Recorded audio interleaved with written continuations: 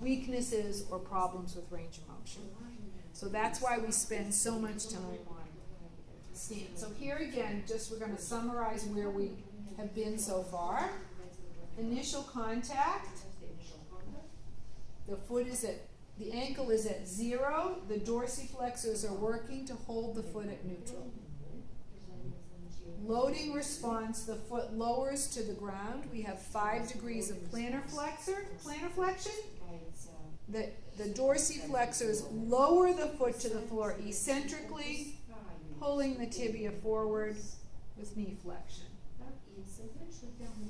Mid-stance, the body progresses over the foot. The dorsiflexors no longer need to work, but this forward progression is now controlled by the plantar flexors, primarily the gastroc and soleus. In mid-stance, we get 5 degrees of dorsiflexion. Remember, this is single limb support. In terminal stance, the body continues to progress over the forefoot.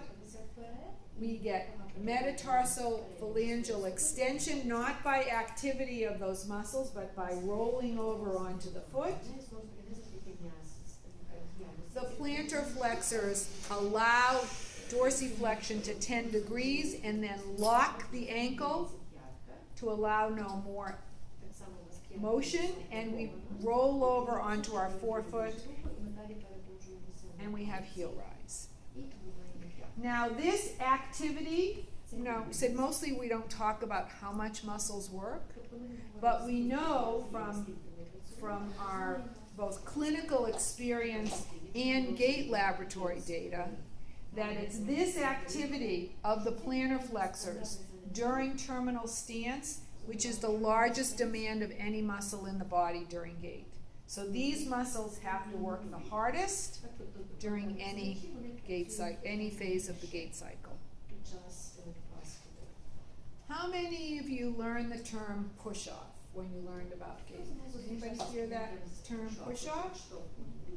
Terminal stance is where we talked about, where push-off was talked about. Now there's been some controversy about this term. Where did push-off come from? Push-off came from this ground reaction force that we know is happening, which we call a plantar flexor, actually by the kinematics call, or the biomechanists call a plantar flexor moment, because the ground is pushing back up at us. In the Rancho form and in our discussion, we prefer to not use the term push-off and instead roll over. Why? Because we know that the plantar flexors are not pushing us, they're stabilizing. And in fact, if we look at amputees, or people we know who have no muscles in their plantar flexors to push, they too, if they walk at a sufficient speed, get the exact same ground reaction force. Clearly they're not pushing their foot into the ground since they have no muscles with which to push. But in fact, they're rolling over, and it's that body weight and the ground reaction force of their body weight that is responding. Okay.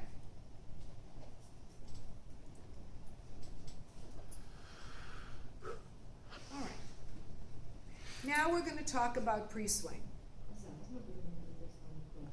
Pre-swing is a moment, the other phase of double limb support. So we have two phases of double limb support: loading response and pre-swing. So when one foot is in loading response, the other one is in pre-swing. So whereas loading response is rapid weight acceptance, pre-swing is the weight is rapidly unloaded from the leg.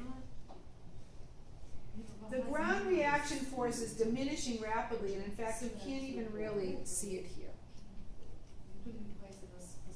What we have in loading, in pre-swing, is as the limb is rapidly loaded, but again, the body continues to progress because as it's unloaded here, it's being rapidly loaded on the other leg. we get passive flexion of the limbs. The femur falls forward.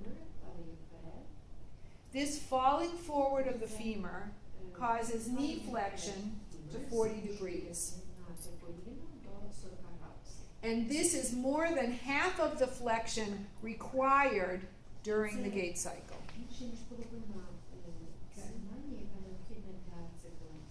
Because the foot stays on the ground, the toe extension, which was at 30, now is moved up to 60 degrees of metatarsophalangeal extension. Again, not active by toe extension, but just by progressing because our foot stays on the ground.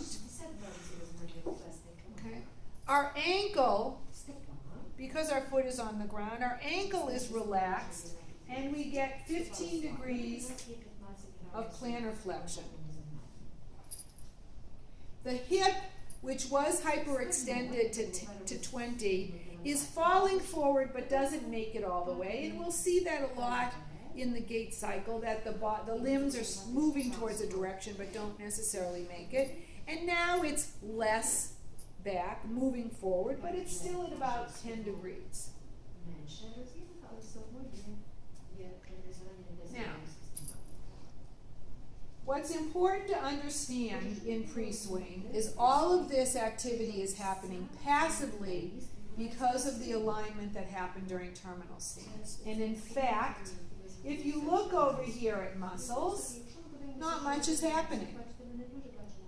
The only muscle that is on, and rather late in the phase, is the rectus femoris. Now, what does the rectus femoris do? Does anybody remember? Where does it start? Is it a one-joint muscle or a two-joint muscle? Anybody remember that? Two. Okay? It starts at the ASIS, or anterior superior iliac spine, and goes in, it's part of the quadriceps. So it flexes the hip and extends the knee. So when we look at EMG in a gait lab, we don't always know what a muscle is doing. We know that it's on in the late part of pre-swing. And so two theories exist. One is that it's actually by the fact that it's working at the hip, it's helping to pull the femur forward. Another theory is that this flexion of the knee is so rapid that because it's a knee extensor, it's actually controlling the rate of knee flexion.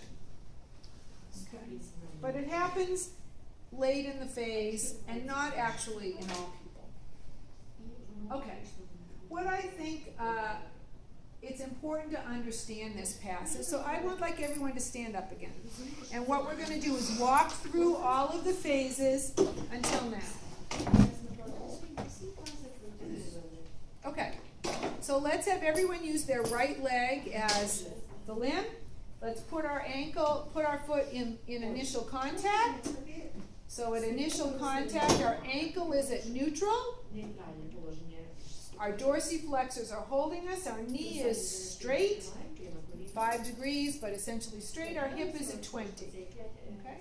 Now we go into loading response. Our foot lowers to the ground, which gives us plantar flexion. Our dorsiflexors lower the foot down to the ground, pull our body forward, and our knee flexes to what?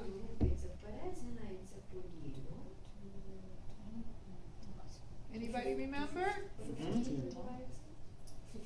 15. Our knee, okay? And it's controlled by the quadriceps. Our hip stays at the same position it was at initial contact, 20. So we have weight acceptance, shock absorption, but we maintain stability here. Now we go to mid-stance. During mid-stance, the body progresses over the foot. We're in single limb support. Our ankle is dorsiflexed 5 degrees. What muscles are working at the ankle to control that? Plantar flexors. Remember, we have forward progression. The ground reaction force comes in front of the knee. What happens to the knee in mid-stance? It starts to its extent. So in the early part, of the phase, the ground reaction force or our body weight is behind the knee and the quadriceps are on. But by the end, our body weight is over the foot and our quadriceps turn off. We have a straight knee without quadriceps activity, and our hip is straight without activity. The only muscles that are working at the hip are the abductors in the frontal plane. Okay? In terminal stance, we progress over the foot, our weight's on the forefoot, our ankle dorsiflexes to 10 degrees. The plantar flexors lock the ankle and allow no more dorsiflexion, so we roll over onto our forefoot. We get heel rise. Our knee stays straight. Imagine that this foot is off the ground. This leg is straight. We have 20 degrees of hyperextension at the hip, so we have this trailing limb with heel rise. Задня выпрямлена позиция кінцівки. Задня выпрямлена позиция кінцівки. All right. In pre-swing, so what I'd like you to do is take a normal step. Let's go up this. So you go initial contact, loading, mid stance, terminal stance, and take a step with your left foot. Now relax your right foot. Let it totally relax. Okay? So start again. Start with initial contact with the right. Loading, mid stance, terminal stance. Now take a step with your left. Okay, now relax your right foot. Keep your right foot on the ground, but relax it. Relax it all the way. So your weight should be on your left foot.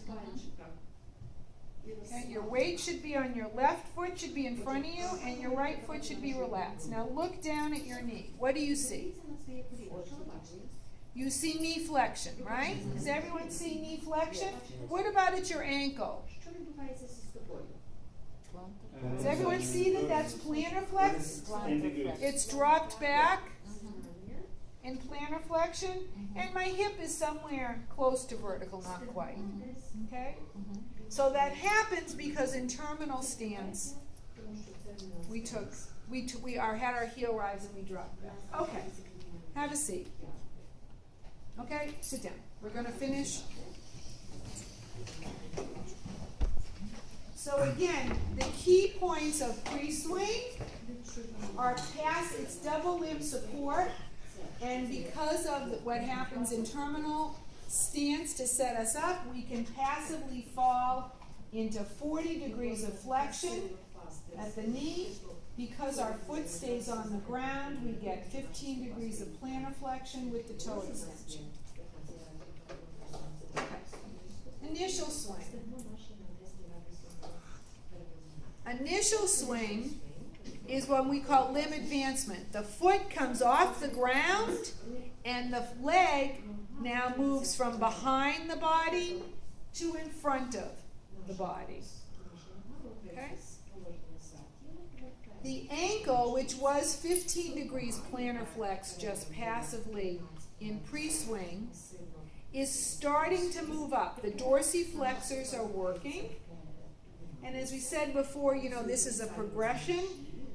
It's on a journey that it hasn't made all the way. So it's starting to come up to its eventual position of neutral, we know, at least at initial contact, but it doesn't make it all the way. So it's still plantar flexed 5 degrees. The dorsiflexors are working. They're getting there. The knee flexes to its maximum of 60 degrees, and it is this knee flexion that is the primary mechanism for foot clearance. How do we know that? Because the ankle is still plantar flexed.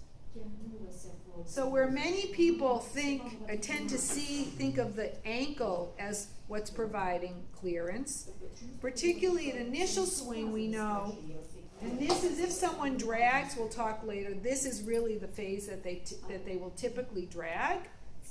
It is knee flexion that shortens the limb the most and is the primary mechanism for foot clearance.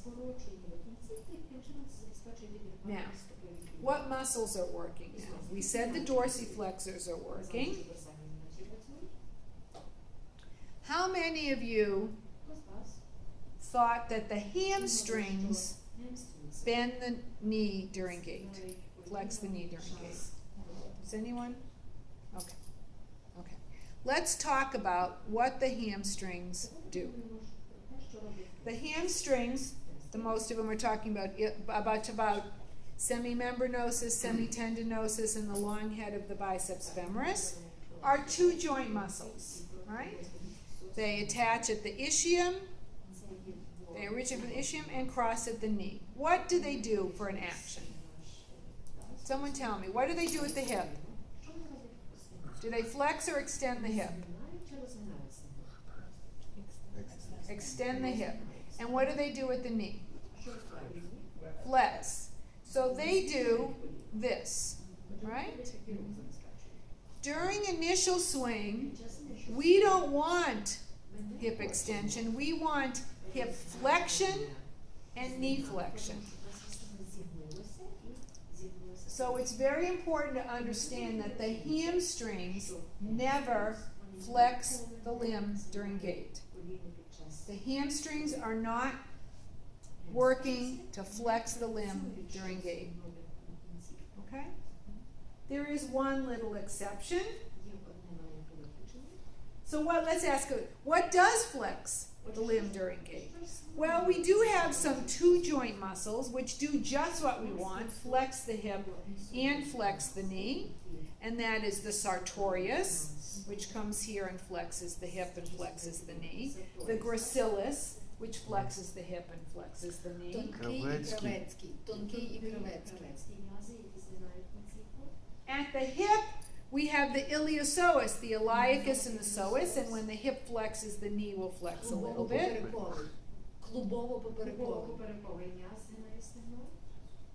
And lastly, we have the short head of the biceps femoris. Although technically part of the hamstrings, this is the only one of those muscles that only crosses the knee, not the hip, so that works perfectly because that's what we want is knee flexion. So what's important during initial swing is the only muscles are active are those that flex the hip, flex the knee, or do both. So during initial swing, the foot comes up off the ground. The ankle starts to dorsiflex but doesn't make it all the way, so we have still 5 degrees of plantar flexion. The knee flexes to its maximum of 60 degrees, which is the primary mechanism of foot clearance. The limb is now in front of the body, and the hip flexes to 15 degrees.